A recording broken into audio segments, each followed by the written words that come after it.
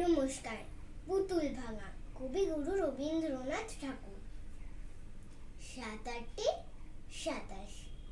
আমি বলেছিলাম বলে গুরু মশাই আমার পরে উঠল রাগে জ্বলে।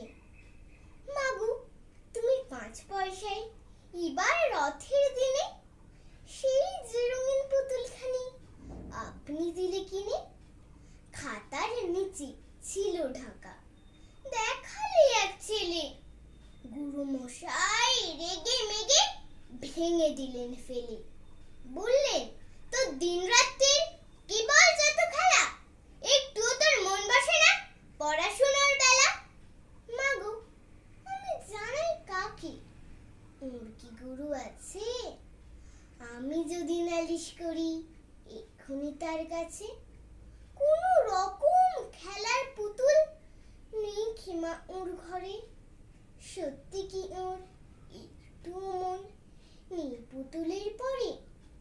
সকাল সাজে তাদের নিয়ে করতে গিয়ে খেলা, কোনো পড়ায় করেননি কি কোন রকম হেলা।